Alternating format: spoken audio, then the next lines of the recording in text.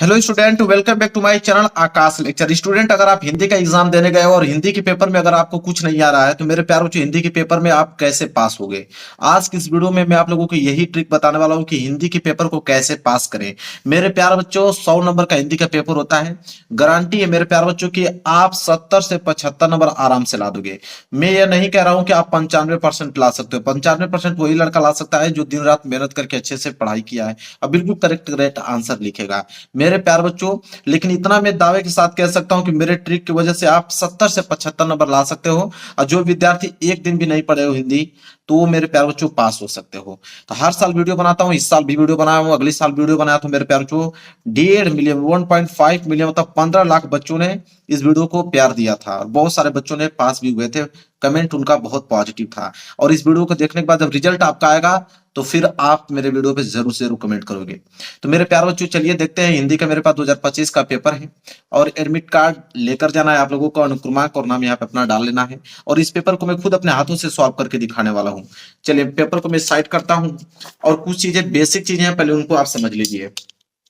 मेरे प्यारे बच्चों, कुछ बच्चे होंगे जो क्लास 10th में होंगे, ठीक है, और कुछ बच्चे होंगे जो क्लास 12th में होंगे, ठीक है। आपको मालूम होना चाहिए मेरे प्यारे बच्चों कि क्लास 12 का जो पेपर होता है, तो क्लास 12 के पेपर में जो हिंदी का पेपर आता है मेरे प्यारे बच्चों, कितने नंबर का आता है? 100 नंबर का। कितने नंबर का आता है? 100 नंबर का आता है। लेकिन अगर वही बात करें क्लास 10th को, तो क्लास 10th के हिंदी के पेपर जो आता है मेरे प्यारे बच्चों, 70 नंबर का होता है। सारे पेपर 70 नंबर का होता है क्योंकि 30-30 नंबर इनके प्रैक्टिकल मिलते हैं। तो मेरे प्यारे बच्चों, आज की इस वीडियो से 70 या 75 नंबर आराम से आप ला दोगे। कितने में? 100 में। ठीक है, 100 मार्क्स में आप 70 से 75 नंबर आराम से ला दोगे, इस बात की गारंटी है मेरा।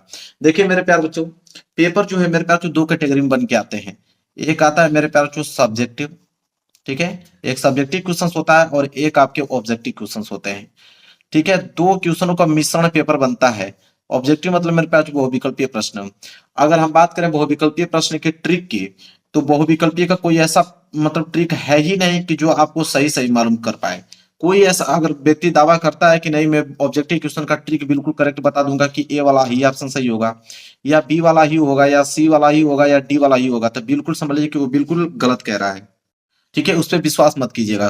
कोई ट्रिक नहीं होता मेरे प्यारे बच्चों। कुछ बेसिक चीज होती है ऑब्जेक्टिव क्वेश्चन में, जो मैं आपको बताना चाहूंगा। जो कि बेसिक चीज ये है कि आपके पास चार विकल्प होते हैं। कितने विकल्प होते हैं? चार विकल्प होते हैं। उन्हीं चार विकल्पों में से कोई ना कोई एक विकल्प सही होता है। अगर चार विकल्प में, ठीक है, अगर आपको कोई विकल्प ए व बी दिखाई दे, कोई विकल्प अगर ए व बी दिखाई दे चारों में से, तो समझ लीजिए कि यही वाला ऑप्शन आपका बिल्कुल सही होगा। यह जो मैं बता रहा हूं आपको 99% केस में काम करता है मेरे प्यारे बच्चों। अगर कोई चारों ऑप्शनों में से ए और बी दिखाई दे, ए और बी दिखाई दे, तो समझ लीजिए कि ए और बी ही होगा। ठीक है, तो इस पे आप लोगों को ट्रिक लगा देना है। इसके बाद अगर हम बात करें, अगर चारों ऑप्शनों में से अगर कोई ऑप्शन ए आ जाए कि इनमें से कोई नहीं, चारों ऑप्शनों में से अगर कोई ऑप्शन ये बन जाए कि इनमें से कोई नहीं, तो समझ लीजिए कि वही वाला आंसर होगा। मैंने बताया ना कि 99% केस में मेरे प्यारे ये ऑप्शन सही होते हैं। मैंने बहुत अच्छे तरीके से एनालिसिस करके बता रहा हूं आपको। या तो चारों ऑप्शनों में से यह आ जाए कि इनमें से सभी, इनमें से सभी आ जाए, तो फिर भी आंख बंद करके आप इनमें से सभी पे ही आपको ट्रिक लगाना होगा। या कुछ ऑप्शन ऐसे होते हैं कि जो अलग दिखते हैं, डिफरेंट दिखते हैं, मतलब तीनों ऑप्शनों में से वो अलग दिखेगा आपको।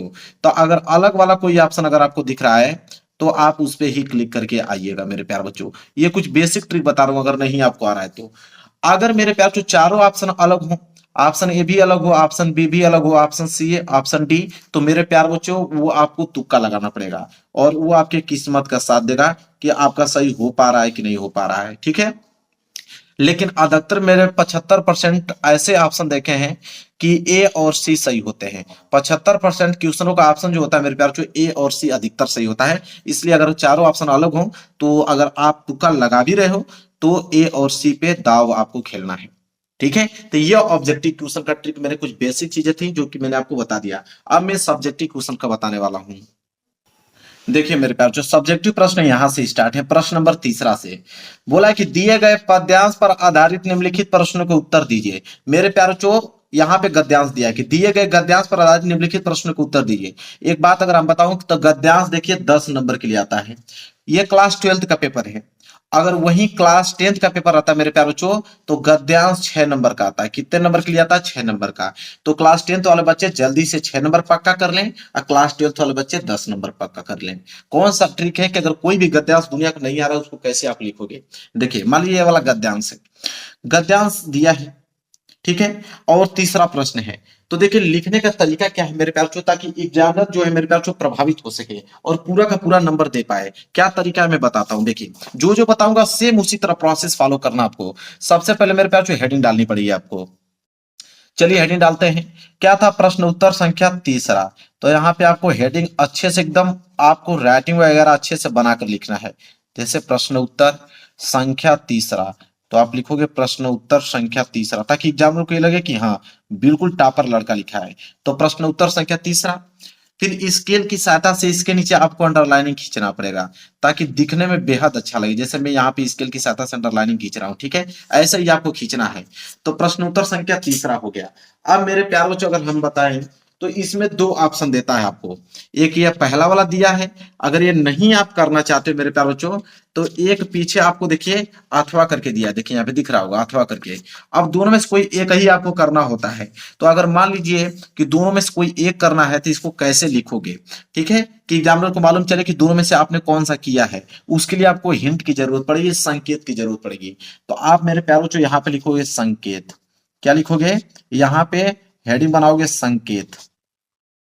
संकेत कैसे लिखा जाता है मेरे प्यारे बच्चों? देखो संकेत का मतलब मेरे प्यारे बच्चों ये होता है कि आगे की कुछ वर्ड उठा लो। जैसे भाषा स्वयं संस्कृति, यहां तक उठा लो, भाषा स्वयं संस्कृति। चलिए मेरे साथ लिखिए यहाँ पे। तो यहाँ पे नोट कीजिए कि भाषा लिखेंगे आप, भाषा स्वयं संस्कृति, स्वयं संस्कृति। हिंट कैसे लिखा जाता है पहले ये सीखिए, एग्जामिनर को यही ज्यादा प्रभावित करेगा, ठीक है, क्योंकि आपके आंसर चेक करने से पहले एग्जामिनर आपकी हेडिंग देखता है। तो भाषा एवं संस्कृति लिखने के बाद यहाँ पे भाषा स्वयं संस्कृति लिखने के बाद डॉट डॉट डॉट लगाएंगे। फिर लास्ट की लाइन आप लिखिएगा मेरे प्यारे बच्चों, जैसे है कि आवश्यकता है, तो लास्ट की लाइन आप लिखिएगा यहाँ पे आवश्यकता है, आवश्यकता है। ऐसे आपको मेरे प्यार बच्चों संकेत लिखना है। इससे यह होगा कि एग्जामिनर को मालूम चल जाएगा कि आप दोनों में से कौन सा आप गद्यांश किए हैं, ठीक है। तो ऐसे आपको लिखना है। इसके बाद मेरे प्यार बच्चों इसके नीचे 5 प्रश्न है, पांचों प्रश्नों को पढ़ेंगे। पहला वाला प्रश्न कि पाठ का शीर्षक एवं लेखक का नाम लिखिए। तो ये पहला वाला है, तो आप लिखिए मेरे प्यार बच्चों ये पहला वाला। अब एक चीज बताता हूं आपको, अगर आपको आंसर सही सही मालूम रहता तो आप डायरेक्ट एक हेडिंग डालते पाठ का शीर्षक और दूसरी हेडिंग डालते लेखक का नाम और डायरेक्ट उनका आंसर लिख देते। लेकिन यहाँ तो आंसर आपको मालूम है नहीं कि किस चैप्टर से लिया गया, इसके लेखक कौन है, आपको तो मालूम नहीं है। जब आपको मालूम ना हो तो आप कैसे लिखिएगा, उसका तरीका ऐसे है, आप इस तरह लिखिएगा कि प्रस्तुत गद्यांश हमारी पाठ्य पुस्तक। लिखेंगे कि प्रस्तुत गद्यांश हमारी पाठ्य पुस्तक। अगर आंसर मालूम रहता तो डायरेक्ट लिख देते, आंसर नहीं मालूम है तब बना कर लिखेंगे। प्रस्तुत गद्यांश हमारी पाठ्य पुस्तक, हमारी पाठ्य पुस्तक, पाठ्य पुस्तक हिंदी के, लिखेंगे हिंदी के गद्यखंड में संकलित, हिंदी के गद्यखंड में संकलित, क्योंकि गद्यांश है तो गद्यखंड, यही पद रहता तो पदखंड लिखते हैं। तो प्रस्तुत गद्यांश हमारी पाठ्य पुस्तक हिंदी के गद्यखंड में संकलित। अब मेरे प्यारों जो यहाँ पे अब चैप्टर का नाम लिखना है संकलित। अब यहाँ पे चैप्टर का नाम लिखना है, मैं बॉक्स बना देता हूं। अब मेरे प्यारे बच्चों आपको तो मालूम है ना कि किस चैप्टर से लिया गया है। तो आपके ही किताब में बहुत सारे चैप्टर होंगे, जैसे राष्ट्र का स्वरूप है, रॉबर्ट नर्सिंग होम है, अशोक के फूल है मेरे प्यारे बच्चों, भाषा और आधुनिकता है, ठीक है। तो बहुत सारे हैं मेरे प्यारे बच्चों। तो उसका कोई भी नाम अगर आपको मालूम है मेरे प्यारे बच्चों ना, तो यहाँ पे नाम फिलअप कर दीजिए। कोई भी नाम मालूम है तो यहाँ पे नाम फिलअप, लेकिन याद रहे ब्लैक पेन से नहीं, नीले ही पेन से। ब्लैक पेन से लिखोगे तो एग्जामिनर का ध्यान चला जाएगा, एग्जामिनर देख लेगा गलत लिखा आपने। नीली पेन से ही आपको पूरा का पूरा आंसर देना है, ठीक है। तो गद्य खंड में संकलित कोई भी चैप्टर लिख लीजिएगा। फिर आगे लिखिएगा पाठ से लिया गया है। क्या लिखेंगे? पाठ से लिया गया है, पाठ से लिया गया है, ऐसे लिखना है, लिया गया है, जिसके लेखक, लिखिएगा इसके लेखक, इसके लेखक कौन है भाई, तो यहाँ पे भी मैं बॉक्स बनाता हूं, ठीक है। अब इसके लेखक कौन है, तो आपको मालूम होना चाहिए मेरे प्यारे बच्चों, जैसे राष्ट्र का स्वरूप, इनके लेखक कौन है, डॉक्टर वासुदेव शरण अग्रवाल जी। राबर्ट नरसिंह होम के कौन है, श्री कन्हैयालाल मिश्र, प्रभाकर जी, अशोक के फूल के आचार्य राजेंद्र प्रसाद द्विवेदी जी, भाषा और आधुनिकता चैप्टर के कौन है, प्रोफेसर जी सुंदर रेड्डी। तो कोई भी नाम मालूम है ना, तो यहाँ पे नाम कोई भी लिख लीजिएगा, ठीक है, कोई भी नाम मेरे प्यारे बच्चों, लेकिन छोड़िएगा मत, आपको ऐसे फिलअप कर देना है। ये हो गया मेरे प्यारे बच्चों आप लोगों का कंप्लीट, ठीक है। पहला का आंसर आपने इस तरह कंप्लीट कर दिया, कोई दिक्कत नहीं होना चाहिए मेरे प्यारे बच्चों, ठीक है। चलिए अब दूसरा देना है, तो आप लिखोगे यहाँ पे दूसरा, क्या लिखोगे मेरे प्यारे बच्चों, दूसरा। और एक चीज और मैं बता देता हूं मैं, कि जिसमें पाठ और लेखक का नाम लिखा जाता है उसे बोलते हैं संदर्भ। तो यहाँ पे हेडिंग आप बना कर लिखिएगा, पहले यहाँ पे हेडिंग डाल लीजिएगा मेरे प्यारे बच्चों, बता देता हूं मैं, पहले हेडिंग डाल दीजिएगा संदर्भ, क्योंकि जिसमें पाठ और लेखक का नाम लिखा जाता है उसे संदर्भ बोलते हैं। तो ये हेडिंग आपकी बन जाएगी संदर्भ। संदर्भ हेडिंग बनाने के बाद ही लिखिएगा, प्रस्तुत गद्यांश हमारी पाठ्य पुस्तक हिंदी के गद्य खंड में संकलित इस चैप्टर पाठ से लिया गया और इसके लेखक कौन है मेरे प्यारे बच्चों, ये है, जो भी नाम लिखना चाहते हैं। तो ये हो गया पहले का आंसर कंप्लीट, ऐसे आपको करना है मेरे प्यारे बच्चों। इसके बाद दूसरा है कि रेखांकित अंश की व्याख्या। अब एक लाइन छोड़ने के बाद आप हेडिंग, तो दूसरा मेरे प्यारे बच्चों रेखांकित अंश की व्याख्या, हेडिंग हमने डाल दिया। आप कैसे लिखना है, तो देखिए, रेखांकित अंश की व्याख्या मतलब मेरे प्यारे बच्चों, जहां तक अंडरलाइन किया गया कि भाषा एवं संस्कृति का एक अटूट अंग है, संस्कृति परंपरा से निश्रित होने पर भी परिवर्तनशील और गतिशील है, उसकी गति विज्ञान की प्रगति के साथ जोड़ी जाती है। अब इसका हमें व्याख्या बताना है, व्याख्या आपको आ नहीं रहा है, तो पहली हेडिंग ऐसे लिखिएगा, मतलब इसमें स्टार्ट कैसे कीजिएगा, कि लेखक कहते हैं कि, क्या लिखेंगे, कि लेखक कहते हैं कि, लेखक कहते हैं कि, क्या कहते हैं, आप देखिए कैसे लिखोगे, तो लेखक कहते हैं कि भाषा एवं संस्कृति का एक अटूट अंग है, ये वाली लाइन लिखेंगे, भाषा एवं संस्कृति का एक अटूट अंग है, यहां तक फुल स्टॉप तक।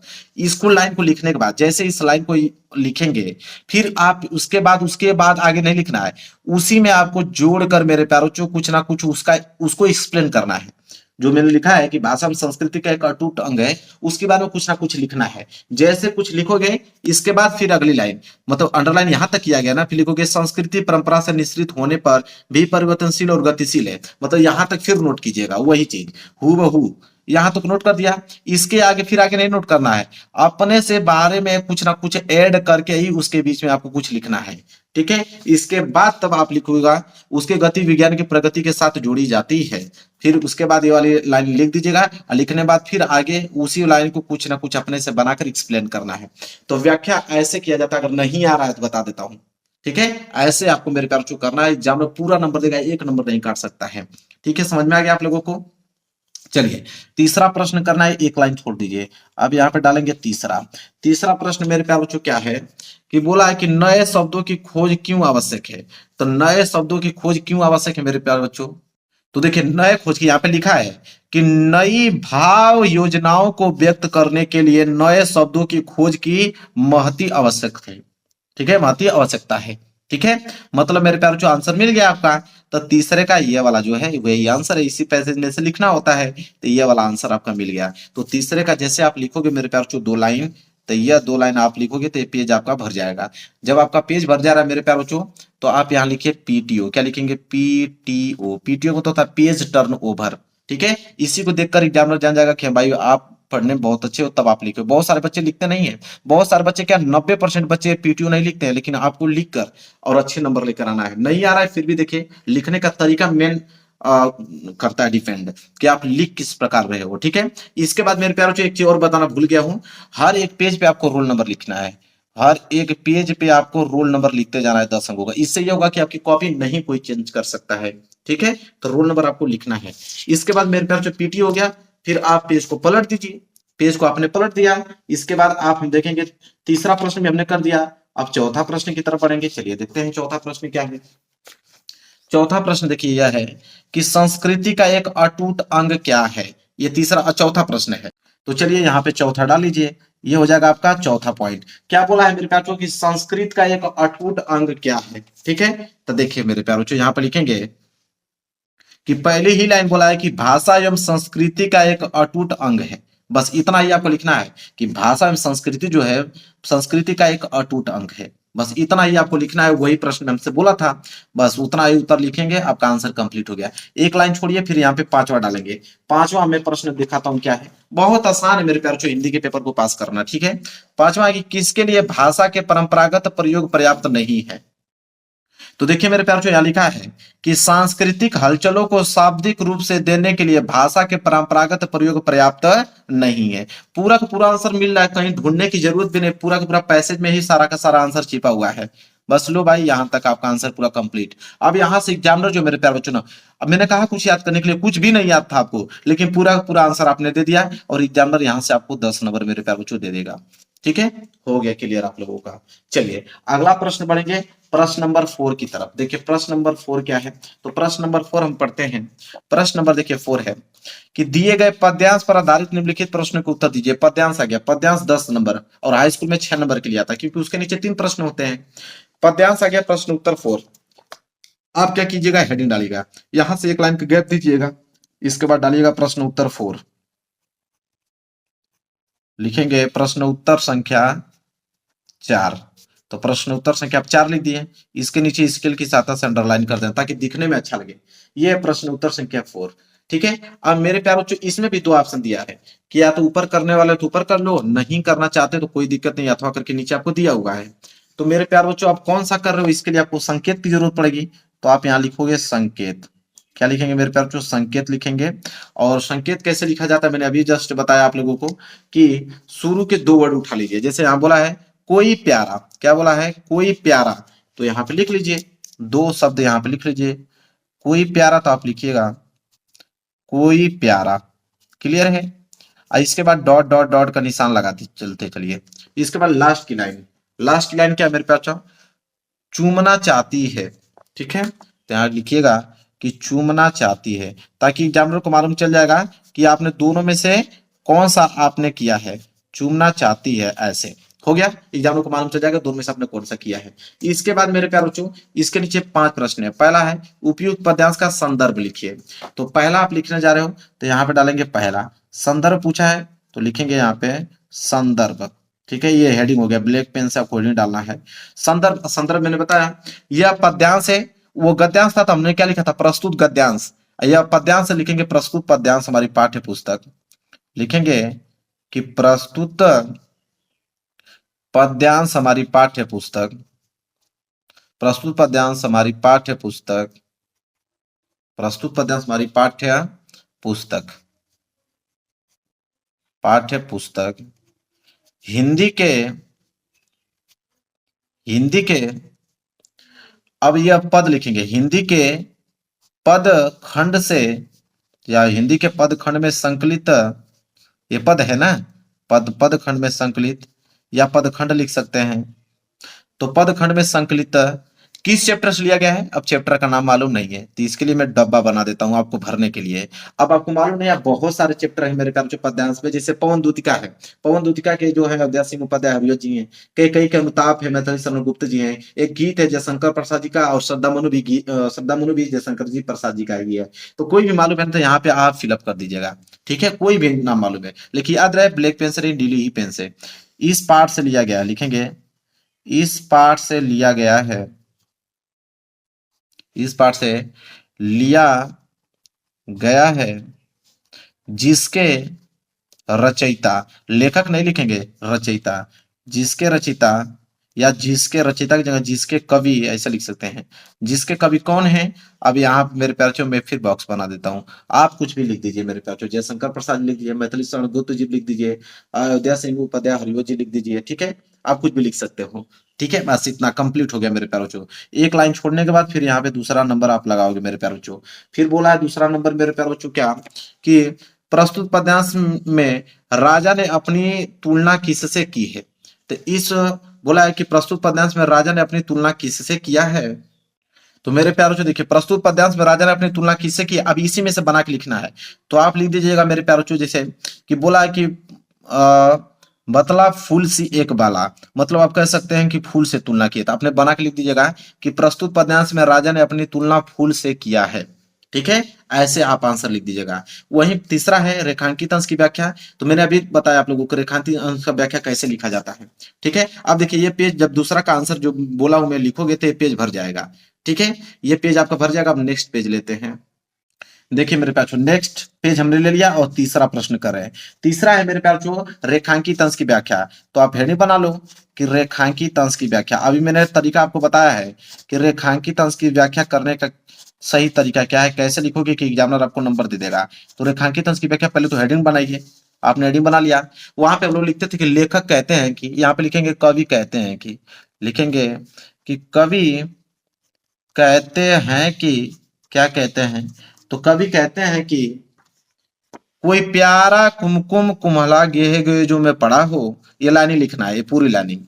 पूरी लाइन जब लिखोगे मेरे प्यारे बच्चों, तो यहाँ पे पूरी लाइन लिख दी आपने। पूरी लाइन लिखने के बाद उसके आगे एक लाइन नहीं लिखना है, उसी लाइन के बारे में आपको कुछ ना कुछ कम से कम 5-7 शब्दों में यहाँ पे उसका व्याख्या करना है। उसके बारे में कुछ ना कुछ जोड़ के, उसके बारे में कुछ ना कुछ बनाकर, कोई कीवर्ड पकड़ लीजिए, उसके बारे में कुछ ना कुछ लिख के एक्सप्लेन कीजिए। तब जाके मेरे प्यारे बच्चों दूसरी लाइन पे आइए। यहाँ तक है ना लाइन कि तो प्यारे के चरण पर ला डाल देना उसी को। ठीक है, ये वाली लाइन फिर लिखिएगा, लिखने के बाद फिर इसको एक्सप्लेन कीजिएगा। हो गया मेरे प्यारे बच्चों व्याख्या। ऐसे करना है। इसी प्रकार मेरे प्यारे बच्चों अगला प्रश्न भी कर दीजिएगा कि श्री कृष्ण के कमलवत चरणों को कौन चुमना चाहता है। तो मेरे प्यारे बच्चों यहाँ पे बोला है खुद कि मलान हो कमल पग को चुमना चाहती है। कौन? मलान चुमना चाहती है। हो गया। फिर बोला है कि राधा पवन दूतिका से मुरझाए हुए पुष्प के माध्यम से क्या संदेश देना चाहती है। तो मेरे प्यारों को लिख दीजिएगा कि क्या संदेश देना चाहती है। तो लिख दीजिएगा, पहली लाइन तो यही उतारिएगा कि राधा पवन दूतिका के मुरझाए हुए पुष्प के माध्यम से यही संदेश देना चाहती है कि, क्या संदेश देना चाहती है कि कोई प्यारा कुमकुम कुमला गेहूं जो पड़ा हो तो प्यारे के चरणों पर ला डाल देना उसी को। ठीक है, ये 2 लाइन मेरे प्यारे बच्चों लिख दीजिएगा। अगर ये 2 लाइन नहीं लिखना चाहते हो तो उसके बाद ये 2 लाइन लिख दीजिएगा। हो जाएगा मेरे प्यारे बच्चों कंप्लीट। क्लियर है? तो ये पद्यांश लिखने का तरीका मैंने आपको बता दिया। तो गद और पद 20 नंबर क्लियर करा दिया मैंने आप लोगों को, कोई दिक्कत नहीं होनी चाहिए। अब आइए, अब है 5वां प्रश्न। 5वां का क, निम्नलिखित में से किसी एक लेखक का साहित्यिक परिचय देते हुए उनकी कृतियों का उल्लेख कीजिए। अधिकतम शब्द सीमा जो है 80 शब्द में होना चाहिए। अब 5वें का क कर रहे हो तो यहाँ पे देखिए, एक लाइन छोड़िए, यहाँ पे लिखिए प्रश्न उत्तर संख्या 5वें का क। हेडिंग आपको बिल्कुल सही सही डालना है। ठीक है, तो प्रश्न उत्तर संख्या 5वें का क है, तो आप लिखेंगे प्रश्न उत्तर संख्या 5वें का क। ठीक है, ऐसे। अब मेरे प्यार 5वें का क लिख रहे हो। अब मेरे प्यार बच्चों यहाँ पे जीवन परिचय हजारी प्रसाद द्विवेदी जी का आया हुआ है, कन्हैयालाल मिश्र प्रभाकर जी के, हरिशंकर परसाई में देखिए कोई भी जीवन परिचय आ जाएगा मेरे प्यार बच्चों, कोई भी जीवन परिचय। देखिए उसका लिखने का तरीका मैं बता देता हूँ, कोई भी आ जाएगा आप लिख दोगे। जीवन परिचय लिखने का तरीका मेरे प्यार बच्चों यही है। ठीक है, वो दोनों में काम करेगा। वही ट्रिक कवि में भी काम करेगा और वही ट्रिक मेरे प्यारे बच्चों आपके लेखक में भी काम करेगा, दोनों में काम करेगा। ठीक है, तो मैं कुछ इंपोर्टेंट, देखिए मैं कुछ इंपोर्टेंट लेखक का भी आपको जीवन परिचय बताने वाला हूं। ठीक है, देखिए लेखक का पहले समझिए। देखिए लेखक का जीवन परिचय, अगर आपको जीवन परिचय लिखना है मेरे प्यारे, मान लीजिए कि यहाँ पे मैं एग्जाम्पल के तौर पर लिखता हूँ डॉक्टर हजारी प्रसाद द्विवेदी जी का। तो डॉक्टर हजारी प्रसाद द्विवेदी जी का अगर हमें जीवन परिचय लिखना है, ठीक है, तो क्या ट्रिक लगाएंगे। देखिए ट्रिक यही है कि एग्जामिनर 2 ही चीज देखेगा और 2 ही चीज आपको याद करना है, क्योंकि आपको एग्जाम में ज्यादा याद तो हो नहीं रहा है, आप कुछ पढ़े लिखे हो नहीं। ठीक है, तो देखिए एक जन्म याद कर लीजिए मेरे प्यारे बच्चों अभी, और एक मृत्यु याद कर लीजिए, 2 चीज याद कर लीजिए। और एक रचनाएं होती है, जैसे जन्म की अगर हम बात करें तो 1907 में इनका जन्म हुआ था, और मृत्यु की बात करें तो 1989 में इनकी मृत्यु हुआ था। बस यही 2 चीज लिखना है। इसके बाद रचनाएं हेडिंग डालिए। रचनाएं में कौन सा आपको लिखना है, इनकी रचनाएं जैसे अशोक के फूल, क्या है, अशोक के फूल हैं। इसके बाद आपके कबीर हैं, फिर मेरा बचपन की महत्वपूर्ण रचनाएं हैं। तो आप कहोगे सर बस इतना लिखना से नंबर मिल जाएगा, तो इसको लिखने का तरीका होता है ना, उसको चाहोगे तो एक पेज में बढ़ा चढ़ा के लिख सकते हो। कैसे लिखने का तरीका यह है, सबसे पहले आप जीवन परिचय यहाँ पे हेडिंग डाल लीजिएगा, जीवन परिचय। जीवन परिचय हेडिंग डालने के बाद कैसे लिखा जाता है मेरे प्यार बच्चों कि डॉक्टर हजारी प्रसाद का जन्म सन 1907 ईस्वी में हुआ था। वो बहुत उदार किस्म के व्यक्ति थे। वो उनका बचपन से ही वो इंटेलिजेंट थे, क्योंकि जाहिर सी बात है कि जो कवि और लेखक बने वो बुद्धिमान ही होंगे। उनकी बचपन में पढ़ने की बहुत सारी इच्छाएं थी, लेकिन आर्थिक स्थिति कमजोर होने के कारण वो अच्छे से पढ़ाई नहीं कर पाए। फिर उन्होंने घर पे ही अपने से ही स्वाध्याय, अपने से ही उन्होंने हिंदी फारसी उर्दू भाषा का अच्छा ज्ञान प्राप्त किया। फिर वो धीरे धीरे रचनाएं लिखने लगे, बहुत सारी रचनाएं उनकी प्रसिद्ध हुआ। ठीक है, फिर वो इस विद्यालय में चले गए, वहां पे अध्ययन अध्यापन का कार्य किया उन्होंने, फिर उनको इस चीज से पुरस्कृत किया, अलंकृत किया गया, काशी विद्यापीठ से पुरस्कृत किया गया।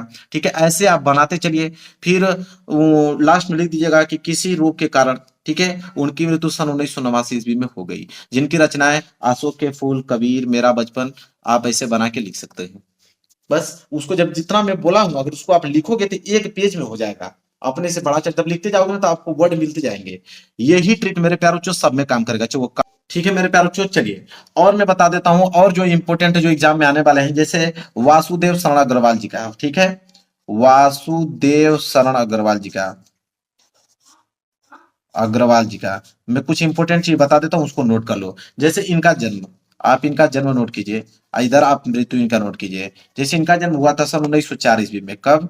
1904 ईस्वी में हुआ था। मृत्यु की अगर हम बात करें तो 1967 में इनकी मृत्यु हुआ था।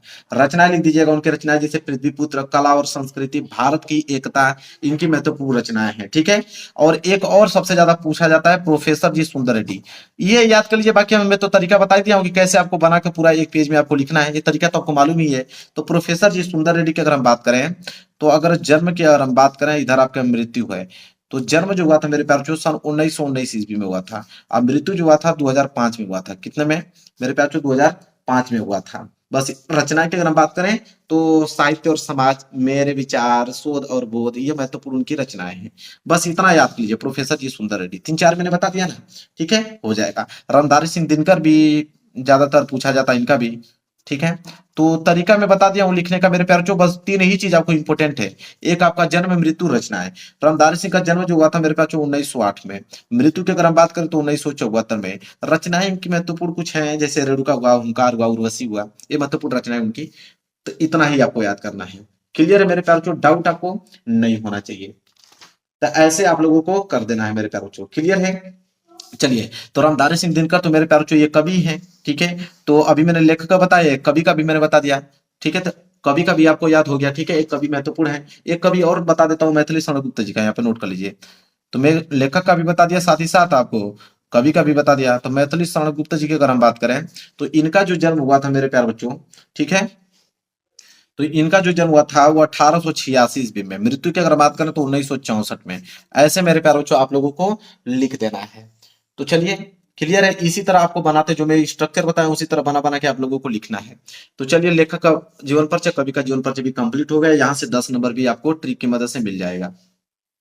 इसके बाद आता है प्रश्न नंबर 6 कि लाठी और ध्रुव यात्रा की कहानी का उद्देश्य है। अब मेरे प्यार बच्चों देखिए, या तो लाठी का बताइए या तो ध्रुव यात्रा का बताइए। अगर ये दोनों नहीं कर पाओगे तो अथवा करके एक और ऑप्शन दिया हुआ है मेरे प्यार बच्चों, कि या तो पंचलाइट का बताइए, कि पंचलाइट कहानी का सारांश लिखिए। अब ये जो है मेरे प्यार बच्चों, एक बार पढ़ लेना, एक बार पढ़ लेना मेरे प्यार बच्चों, एक बार पढ़ लेना। ठीक है, पढ़ के अपने से बना के लिख देना। अब आपको कोई सर पढ़ने वाली बात है तो ट्रिक क्यों बता रहे हैं, कैसे हम लोग अगर नहीं पढ़ रहेंगे तो अब क्या करेंगे? तो मेरे प्यार में बता रहा हूँ, जैसे अगर नहीं पढ़े हो तब क्या करोगे? तब पंचलाइट कहानी का सारांश, ये हेडिंग बना लेना। हेडिंग बनाने के बाद मेरे प्यार बच्चों, ये जो पैसेज आपको दिखाई दिया है पैसेज, ये पैसेज पूरा का पूरा उठा के छाप देना। ठीक है, तो एग्जामिनर को मालूम चलेगा कि आपने कुछ इसके बारे में लिखा हुआ है। अब नहीं पढ़ोगे तो यही तो लिखोगे, पूरा पैसेज छाप लेना। छोड़ के आने से बेहतर है कि पूरा पैसा लिख दो। एग्जाम में जब कॉपी चेक करेगा उसको लोगे कुछ लिखा है तो हो सकता है कि 5 में 2 नंबर आपको दे ही दे। नहीं तो एक बार पढ़ लिए रहोगे पंचलाइट कहानी के बारे में, बस एक बार पढ़ लिए रहोगे, 5-6 मिनट का वीडियो है, पढ़ लिए रहोगे तो उसके बारे में बना के भी लिख सकते हो। तो ये तरीका है, लेकिन छोड़ के नहीं आना है आपको मेरे प्यार जो। इसी तरह ये खंड काव्य आता है, और खंड काव्य मेरे प्यार जो जिला वाइज आता है। ठीक है, जिला वाइज कितने नंबर? 5 नंबर के लिए आता है खंड काव्य, 80 शब्द में लिखना होता है। अब मेरे प्यार जो, इसको तो पढ़ना ही पड़ेगा। पहले आप ये पता लगाइए कि आपके जिला में कौन सा खंड काव्य पूछा जाता है। कहीं श्रवण कुमार तो नहीं पूछा जाता है, रश्मि रथी तो नहीं, त्यागपति तो नहीं, आलोक वृत्त तो नहीं। ठीक है, तो ये पता करना पड़ेगा कि आपके डिस्ट्रिक्ट में कौन सा खंड काव्य पूछा जाता है। वैसे खंड काव्य और दिया हुआ है यहाँ पे, सत्य के जीत मूर्तिज्ञ, तो इतने दिया गया है। पहले आप देख लीजिए कि आपके जिला में कौन सा पूछा जाता है, उसको एक बार रीड कर लीजिए। ये तो फिक्स टॉपिक है कि आएगा तो आएगा, वही आएगा, तो उसके बाद पढ़ के याद करके चले जाइए। ठीक है, चलिए आगे बढ़ते हैं मेरे प्यारों बच्चों। देखिए अगला है खंड ख। खंड ख में मेरे प्यारों बच्चों वही है कि दिए गए संस्कृत गद्यांशों में से किसी एक का संदर्भ सहित हिंदी में अनुवाद कीजिए। अब एक गद्यांश आ गया, तो देखिए खंड ख है ना, तो खंड ख हमेशा जब खंड ख स्टार्ट होगा तो नए पेज से आपको प्रारंभ करना होगा। इतना बात याद रखिए, नए पेज से आपको। खंड ख है तो आप यहाँ डालेंगे खंड ख। खंड ख आपकी हेडिंग हो गया। खंड ख के बाद प्रश्न उत्तर 8वां क कर रहे हो तो आप डालेंगे प्रश्न उत्तर संख्या 8वें का क। प्रश्न उत्तर संख्या 8वें का क कर रहे हो तो 8वें का क मेरे प्यार बच्चों। ठीक है, इसमें भी 2 दिया है। ठीक है, तो क कर रहे हो मेरे प्यार बच्चों। अब देखिए इसमें बोला है कि आप ये वाला कर रहे हो कि अथवा करके ये वाला कर रहे हो, तो इसमें भी संकेत की जरूरत पड़ेगी। तो इसमें भी मेरे प्यार बच्चों संकेत डाल दीजिए। संकेत डालने का तरीका मैंने बताया है कि शुरू के लाइन फिर डॉट डॉट लास्ट की लाइन, ये संकेत हो गया। और इसमें जो होता है मेरे प्यार बच्चों, ये 7 नंबर के लिए आता है। इसमें 2 ही चीज होता है, एक तो आप संदर्भ लिखिए, एक तो आप मेरे प्यारों चो इसका हिंदी में अनुवाद कीजिए। तो संदर्भ लिखने का तरीका यही है मेरे प्यारों चो, जैसे उसको लिख रहे थे ये, इसमें जैसे इसमें बस आपको संस्कृत भाग लिखना है। क्या लिखना है कि संस्कृत भाग लिखेंगे कि प्रस्तुत गद्यांश हमारी पाठ्य पुस्तक हिंदी के संस्कृत भाग से लिया गया है। बस इतना ही लिखना है, संदर्भ में संस्कृत भाग से लिया गया है मेरे प्यारे बच्चों। और किस चैप्टर से लिया गया है मेरे प्यारे बच्चों, तो चैप्टर का नाम है, तो चैप्टर का नाम कोई भी आपको मालूम है, जैसे ये है आपका भोज्य स्वदामी, आत्मज्ञ एवं सर्वज्ञ, संस्कृत भाषा या महत्वम। ठीक है, यह कुछ नाम मैं बताया हूँ। ठीक है, तो आपको भी मालूम होगा, ये लिख दीजिएगा। जिनको नाम नहीं मालूम है तो इसी में से कीवर्ड उठा लेंगे कि यहाँ से कि सुवर्ण सुवर्ण राजहंस चैप्टर से लिया गया है, संघर्ष से चैप्टर से लिया गया है। ठीक है, अति गर्वेर चैप्टर से लिया गया है। इसी में से चैप्टर का नाम बना लीजिए। ठीक है, नहीं मालूम रहेगा तो यही दिमाग लगाएंगे आप। इसके बाद हिंदी अनुवाद, तो हिंदी अनुवाद जब करना होगा मेरे प्यारे बच्चों, तो आप जो उधर पैसेज दिया था वो पैसेज में से आप लिख दीजिएगा मेरे प्यारे बच्चों। ठीक है, या इधर भी पैसेज आपको दिया है तो यही पैसेज आप लिख दोगे तो ये हिंदी के अनुवाद का काम कर देगा मेरे प्यारे बच्चों। तो समझ में आ गया आप लोगों का ना। तो ऐसे आप लोगों को दिमाग लगाना है मेरे प्यारे बच्चों। तो संस्कृत का गद्यांश और संस्कृत पद्यांश भी आप कर दोगे, 14 नंबर यहाँ से भी आपको क्या हो गए, क्लियर हो गए। चलिए अब ये आइए 10वां, ये जब 10वां चैप्टर मेरे 10वां प्रश्न है, वो बोला कि अपठित गद्यांश पर आधारित निम्नलिखित प्रश्न के उत्तर दीजिए। अब मेरे प्यारों चो ये आ गया, इसमें भी बोला गद्यांश के शीर्षक का नाम। तो मैंने आप लोगों को गद्यांश सॉल्व करने का ट्रिक अभी जस्ट शुरू में ही बताया, वही ट्रिक सारे पे रूल पे लागू होगा, चाहे कोई भी गद्यांश है, पठित है चाहे अपठित है, वही दिमाग आपको सारे गद्यांश में लगाना है। इसलिए मैं इसको छोड़ देता हूं। ठीक है, आप कर लीजिएगा। क्लियर है मेरे प्यारे बच्चों। चलिए अब हम बात करेंगे, 2 इंपॉर्टेंट टॉपिक और बच गया। ठीक है, उसको मैं बता देता हूं। ये सारे टॉपिक आप याद कर लीजिएगा। देखिए रस, अलंकार, छंद, ये 3 टॉपिक आपको याद होना चाहिए, याद भी होगा मेरे प्यारे बच्चों। ठीक है, इसमें कोई ट्रिक फॉलो नहीं होता, इसमें डायरेक्ट परिभाषा और उदाहरण देना पड़ता है मेरे प्यारे बच्चों, तो आपको देना पड़ेगा। तो ये तीनों टॉपिक तो याद भी होगा। 2 टॉपिक और बच गया, एक बच गया आपका आवेदन पत्र और एक बच गया निबंध। ठीक है, तो देखिए आवेदन पत्र यहाँ पे बताता हूं कि जब पत्र लिख रहे हो, पत्र लेखन का एक ही ट्रिक फॉलो होता है मेरे प्यारे बच्चों, कि कोई भी पत्र लेखन लिख ले रहे हो ना, तो यहाँ पे सबसे पहले पता लिखिए जिसको लिख रहे हो। पता लिखने के बाद उसके नीचे दिनांक लिखिए। दिनांक लिखने के बाद मेरे प्यारे बच्चों आप लिखिए सेवा में।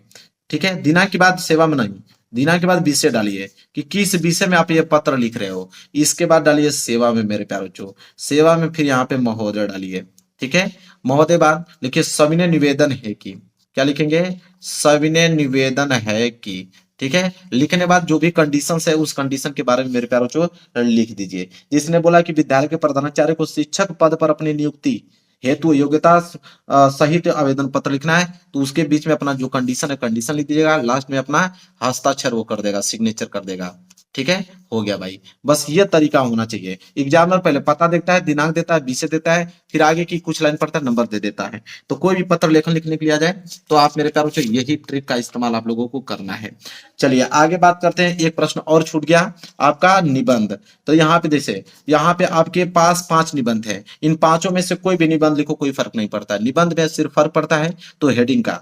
पहला हेडिंग वो प्रस्तावना एग्जामिनर देखेगा ही देखेगा, तो प्रस्तावना हेडिंग बिल्कुल आपका एकदम करेक्ट होना चाहिए, और लास्ट हेडिंग आपका उपसंहार बिल्कुल सही होना चाहिए। 2 हेडिंग तो एग्जामिनर चेक करेगा ही करेगा। एक बात और बता देता हूं, 9 नंबर के लिए निबंध आता है, तो निबंध जब भी लिख रहे हो तो याद रहे कि 7 से लेकर 8 हेडिंग उसके बीच होना चाहिए। 7 से लेकर 8 हेडिंग, ये नहीं कि एक हेडिंग हमने डाल दिया कि आतंकवाद की समस्या कारण और निवारण पूरा लिखना चालू कर दिया, नहीं। अब आतंकवाद की समस्या और कारण हेडिंग डालिया तो प्रस्तावना डालिए। आतंकवाद की समस्या क्या है, आतंकवाद के कारण क्या है, आतंकवाद के निवारण क्या है, 3 हेडिंग तो यही बन गया। एक हेडिंग 4 बन गया। ठीक है, आतंकवाद को रोकने के लिए निवारण दिया ही दिया है, लास्ट में आप 5वीं हेडिंग उपसंहार डाल दो, हो गया, चार पांच पांच छह हेडिंग बना के लिख दोगे, नंबर आपको मिल गया। पत्र लिखने का सही तरीका क्या है? और मेरे प्यारों जो, अगर आप पत्र लेखन बिल्कुल नहीं पढ़े हो, कभी भी नहीं पढ़े हो, तो मेरे प्यारों जो आज की इस वीडियो को देखने के बाद किसी भी कंडीशंस पे आप लोगों को पत्र लेखन लिखने के लिए आ जाएगा, आप आसानी से लिख पाओगे। पूरा का पूरा डिटेल में डिस्कस करने वाला हूं कि पत्र लेखन कैसे लिखा जाता है। अगर आप हिंदी में कुछ नहीं भी पढ़े हो मेरे प्यारे बच्चों, तभी भी पत्र लेखन आप लिख सकते हो आज की इस वीडियो को देखने के बाद। वीडियो को लाइक कर देना, चैनल पर नए हो तो चैनल को जरूर सब्सक्राइब कर लेना। आपको मालूम है मेरे प्यारे बच्चों, पत्र लेखन का फॉर्मेट यही होता है, ऊपर कुछ लिखा जाता है, यहाँ पे नीचे कुछ लिखा जाता है, बीच में तो आपको कंडीशन मिलता ही मिलता है। बीच में तो कंडीशन आपको मालूम चल जाता है कि किस पे लिखना, तो अपना कंडीशन आदमी व्यक्त कर देता है। लेकिन मेन चीज होता है कि यहाँ ऊपर में क्या लिखे और यहाँ पे नीचे पे क्या भरे, मेन कंडीशन यही होता है मेरे प्यारे बच्चों। तो आज की इस वीडियो को देखने बाद ये सारे कंडीशन मेरे प्यारे बच्चों आराम से आप इसको फिलअप कर सकते हो, किसी भी कंडीशन पे आ जाए। अगर हम पत्र की बात करें मेरे प्यारे बच्चों, तो जो पत्र होता है वो दो प्रकार का होता है, एक औपचारिक पत्र होता है, एक अनौपचारिक पत्र होता है। लेकिन मेरे प्यारे बच्चों, आपके एग्जाम में तो ये पूछता नहीं है कि औपचारिक पत्र लिखो या अनौपचारिक पत्र लिखो।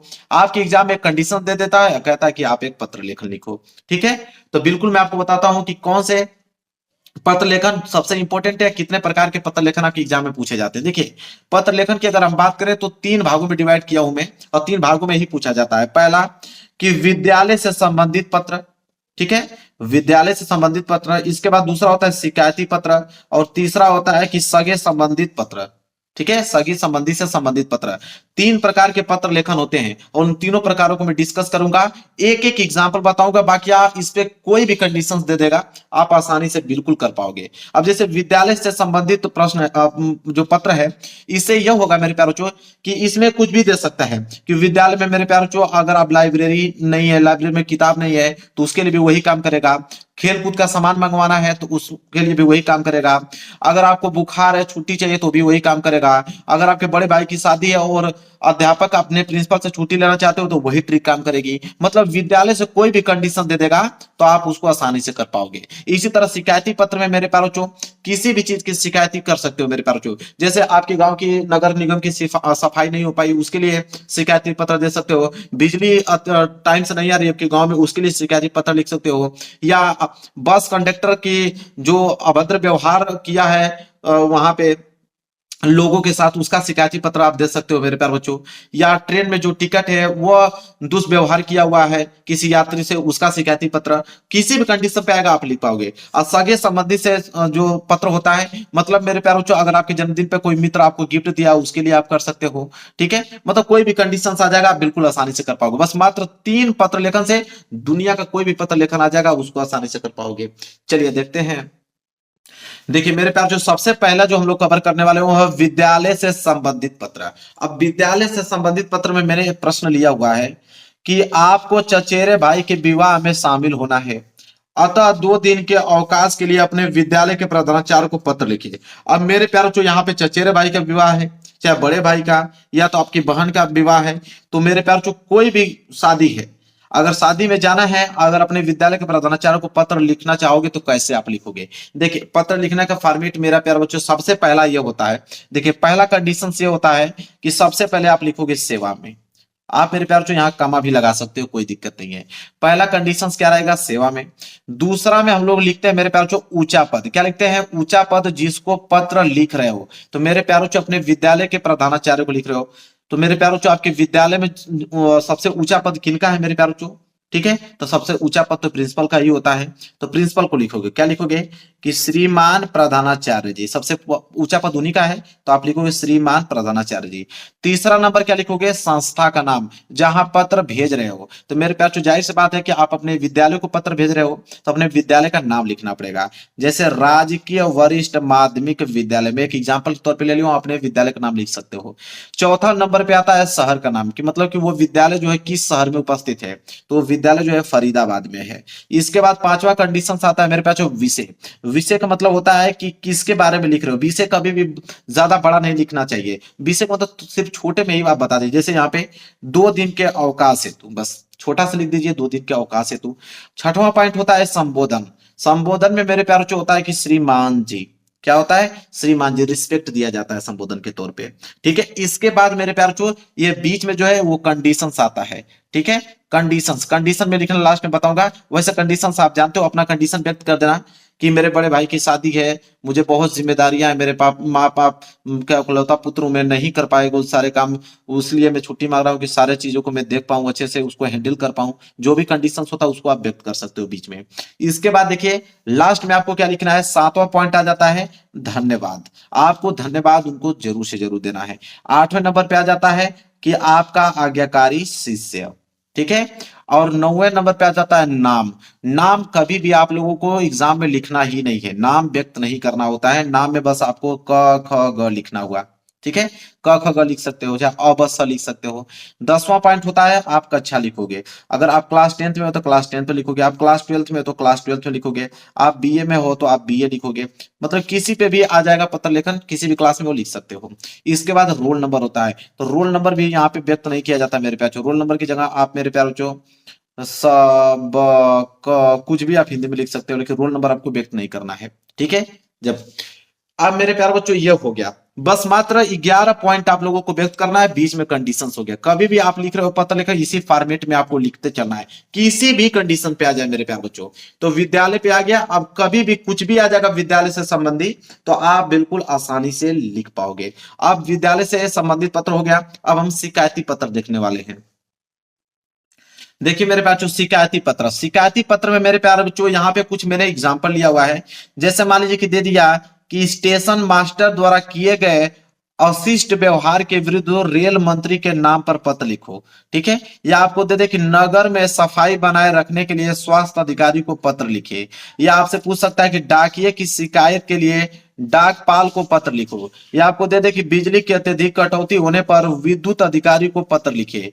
या तो आपको दे सकता है कि आरक्षण पर अपने विचार रखते हुए संपादन को नाम पर पत्र लिखो। ये किसी भी कंडीशन पे आ जाए मेरे प्यारों, आप बिल्कुल इसका आसानी से जवाब दे सकते हो सिर्फ एक फॉर्मेट से। कैसे देखिए, तो मैंने यहाँ पे एग्जाम्पल के तौर पे यहाँ पे ले लिया है कि बिजली की अत्यधिक कटौती होने पर विद्युत अधिकारी को आप पत्र कैसे लिखोगे। ज्यादा बिजली कट हो रही है आपके गांव में, नियमित रूप से बिजली नहीं आ रहा है, तो उसके लिए आप विद्युत अधिकारी को पत्र आप कैसे लिखोगे। देखिए इसमें सबसे पहले करोगे क्या, पहला पॉइंट वही मैंने जो बताया आप लोगों को, सबसे पहले लिखो सेवा में कामा लगा देना। कामा भी नहीं लगाओगे फिर भी कोई दिक्कत नहीं है। इसके बाद दूसरा क्या पॉइंट है कि ऊंचा पद जिसको पत्र लिख रहे हो, तो जाहिर सी बात है कि आप बिजली के लिए लिख रहे हो तो विद्युत अधिकारी को लिख रहे हो तो विद्युत अधिकारी ही सबसे ऊंचा पद है, तो लिखोगे विद्युत अधिकारी जी। तीसरा पॉइंट पे यह होता है कि संस्था या विभाग का नाम जहां पत्र भेज रहे हो तो कहां भेज रहे हो, जाहिर सी बात है विद्युत विभाग को भेज रहे हो तो लिखोगे विद्युत विभाग। सब कुछ मालूम होता है मेरे पास, बहुत सा स्थान होता है। चौथा मैंने कहा शहर का नाम, मतलब जहां पे वो विभाग है तो कहां पे, उदयपुर में है तो उदयपुर में लिख दोगे। इसके बाद पांचवा विषय होता है, विषय में मैंने कहा कि ज्यादा बढ़ा चढ़ा कर नहीं लिखते, छोटा सा लिखो। जैसे लिखा गया है बिजली की अत्यधिक कटौती है तो बस यही काम। छठवां पे संबोधन होता है, मैंने कहा रिस्पेक्ट, यहाँ पे लिखेंगे महोदय जी। फिर बीच में है कंडीशंस, कंडीशंस आप अपने बना के लिख सकते हो मेरे प्यारो चो, कि नियमित रूप से बिजली नहीं आ रहा है जिसके कारण पढ़ाई लिखाई बच्चों का रुका हुआ है, एग्जाम नजदीक है, बच्चे पढ़ नहीं पा रहे हैं अच्छे से, ठीक है। आप इस तरह आप कंडीशन बीच में कुछ भी लिख सकते हो। मेन होता है ऊपर नीचे का फॉर्मेट, बीच में कंडीशंस तो अपना आदमी अपने तरीके से व्यक्त करता है।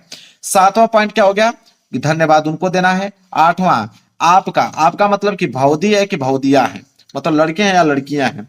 फिर नाम होता है, नाम में क ख ग लिखा जाता है, ठीक है। इसके नीचे क्या होता है देखिए, नौवां पॉइंट हो गया, यहां तक नोट आपने कर लिया। नौवां पॉइंट के बाद नीचे ही हम लोग डालेंगे 10वां पॉइंट। 10वां पेज भर गया था इसलिए मैं इस पेज पे लिया हूं। 10वां पॉइंट में मकान नंबर या गली नंबर होगा, ठीक है। तो 200 देखिए कैसे लिखा जाता है, मकान नंबर में जैसे 218 मकान नंबर होता है, गली नंबर मालूम है तो गली नंबर आप लिख सकते हो, गली नंबर 5। इसके बाद इग्रामा है मोहल्ला या कॉलोनी, तो किस मोहल्ले या किस कॉलोनी से बिलोंग करते हो, तो यहाँ पे भगत कॉलोनी है तो भगत कॉलोनी में लिख दिया। 12 है शहर का नाम, किस शहर में वो कॉलोनी है, तो उदयपुर में है तो आप उदयपुर लिख दोगे। लो भाई हो गया कंप्लीट। अब इतना आसान कोई आपको बताने वाला नहीं है। अब इस पे मेरे प्यार बच्चों क्या है कि अब जो मैं शिकायती पत्र अभी बताया हूं इस पे आप किसी पे भी आ जाएगा, इसमें जो भी कंडीशन दिया है, ठीक है, इसमें किसी भी शिकायती पत्र आ जाएगा, आप सेम इसी फॉर्मेट से आपको लिखना है। अब झंझट ही खत्म हो गया, आपके दिमाग में छप गया कि सबसे पहले हमें कौन कौन से फॉर्मेट लिखना है। अब देखिए, अब हम बात करेंगे सगे संबंधी से संबंधित पत्र, ठीक है। सगे संबंधी से संबंधित पत्र में मेरे प्यारों हम लोग लिखेंगे यहाँ पे। सबसे पहला देखिए कुछ कंडीशन बता रहा हूं, जैसे अपनी माता को पत्र लिखिए जिसमें उनके स्वास्थ्य के बारे में पूछा गया हो। या तो आपको दे सकता है कि कुसंगति से बचने के लिए छोटे भाई को पत्र लिखे, या तो दे देगा कि महाकुंभ के मेले का वर्णन करते हुए अपने मित्रों को पत्र लिखे, या तो दे देगा कि वार्षिकोत्सव का वर्णन करते हुए चाचा को पत्र लिखे। अब इसमें किसी भी कंडीशन पे देगा ना मेरे प्यार बच्चों, आप आसानी से लिख पाओगे। मैंने यहाँ पे एक ले लिया एग्जाम्पल के तौर पे कि अपनी माता को पत्र लिखिए जिसमें उनके स्वास्थ्य के बारे में पूछा गया हो। तो देखिए क्या करोगे, सबसे पहले मेरे प्यार बच्चों इसमें क्या होता है कि अपने माता को पत्र लिखना है जिसमें उनके स्वास्थ्य के बारे में पूछा गया हो। तो मेरे प्यार बच्चों सबसे पहले हम लोग लिखेंगे उनका एड्रेस। क्या लिखेंगे मेरे प्यार बच्चों, उनका एड्रेस। मतलब क्या, यहाँ पे पहला जो पॉइंट है वह है प्रेषक का पता, मतलब सेंडर एड्रेस। ठीक है, सेंडर एड्रेस मतलब मेरे प्यार बच्चों भेजने का पता होता है, जो भेज रहा है। ठीक है, ये सेंडर एड्रेस है। तो आप भेज रहे हो तो अपना पता लिखोगे यहाँ पे, जैसे 420 गली नंबर 2 इंदिरा कॉलोनी सूरत में। ये अपना लिखोगे पता, ये ना कि उनका। सेंडर एड्रेस का मतलब जो एड्रेस जो भेज रहा है। ठीक है, इसके बाद दूसरा पे होता है प्राप्तकर्ता पता, मतलब रिसीवर एड्रेस, जो रिसीव करेगा उसको। तो रिसीव जहां भेज रहे हो मेरे प्यारे बच्चों। ठीक है, तो रिसीवर एड्रेस का मतलब होता है यहाँ पे 58 गली नंबर 8 लिख सकते हो, बड़ी मोहल्ला हिसार, हमको वहां पे उनको भेजना है। ठीक है, तो जो रिसीव करेगा उनका पता है, हो गया। इसके बाद मेरे प्यार जो तीसरा में क्या है, तीसरा में पॉइंट आप डालोगे संबोधन का। संबोधन का मैंने कहा रिस्पेक्ट होता है। संबोधन में मेरे प्यार जैसे पूज्य माता जी। अब बीच में मेरे प्यार यहाँ पे कंडीशन लिखोगे। कंडीशन का मतलब स्वास्थ्य के बारे में पूछ रहे हो तो स्वास्थ्य के बारे में लिख दीजिएगा यहाँ पे कि आपका स्वास्थ्य कैसा है। उम्मीद करता हूँ कि अच्छे होंगे आप। सुना हूँ कि आपकी तबीयत खराब है, आप दवाइयाँ अच्छे से ले रहे हैं कि नहीं ले रहे हैं। ठीक है, आप डॉक्टरों को दिखाइए, अच्छे से इलाज करवाइए। ठीक है, ऐसे आप लोगों को इसके कंडीशन बना के लिखना है। फिर चौथा नंबर पे आ जाएगा जैसे आपका सुपुत्र।